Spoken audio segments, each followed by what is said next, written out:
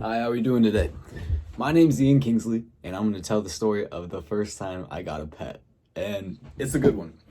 My mom will hate that I told this story because it makes her look bad, which she hates, but it's on her.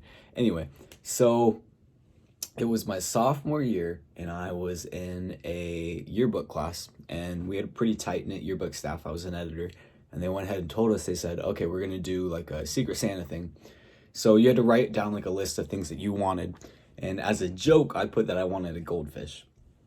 So lo and behold, the last day comes, and on when I get in the classroom, I keep joking around. I'm like, "You better give me a fish, whoever has me, or I'm gonna be pissed." Like just joking around. Obviously, I don't want a fish, but lo and behold, on the last day, I walk in the room and I see a fish, two to be exact. So I call my mom and she's like, "Are you freaking stupid? Why'd you ask for a fish?" And I was like, "I don't know." And she's just like, "That's not a good idea, Ian." And I'm like, "Well, I got a fish now. This is the predicament that we're in."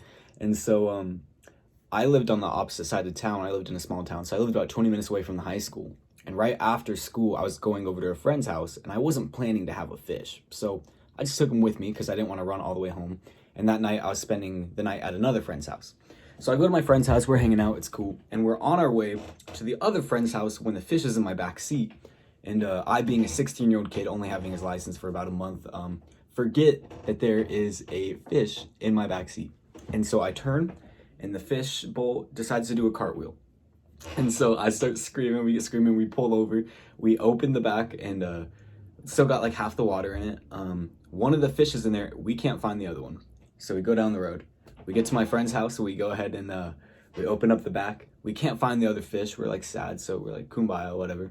And then we open up the back, and we find the fish in the door. In the door. So we're like, oh my gosh, he's still alive. We throw him in the water. He swims around. It's great. So then he survived. We're super happy because we thought we lost our fish, but we didn't. So we spend the night at my friend's house. And the next morning, I was meeting my mom at Big O Tires to get my tires replaced. So we get to Big O the following morning. Well, we don't get to Big O. I go to breakfast after my friend's house. So I'm at breakfast on my way to Big O, and I guess I'm just a bad driver or something. The fish came out a second time, but this time all the water pours out. I don't have any water left in the tank to keep the fish alive. So what we do is I take it, and I just had to leave the fish in there. So then I had to go run an errand, so my mom's sitting at Big O with my car, and I take her car and leave. When she's sitting at Big O, this guy walks in with the fishbowl in his hands, filled with water, and the fish are swimming around. I thought they were dead. These fish went 30 minutes without water. They survived somehow. I don't know. So anyway, my mom's pissed because now she looks bad. Like she just left fish in her car when really I did it, but she looks bad because she's pissed. So we get back home, and she's chewing me out, screaming. And we had to leave a week for break to go visit family.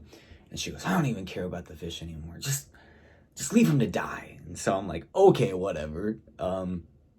So she basically wants me to kill him, but I don't want to kill him. So, because they're still alive. So what I do, not thinking, I have like this big pack of fish food. And I'm like, all right, you guys gonna have a feast before you die. So I dump all the fish food into the bowl, and then leave it for him. We come back in 2 weeks. I expected these fish to be dead alive. The water's dark brown because of all the stuff inside of it, and the food that had melted or combined with the water, and they're still swimming. They're still alive. And my mom was like, "How the heck are they alive, Ian? I wish they would have died."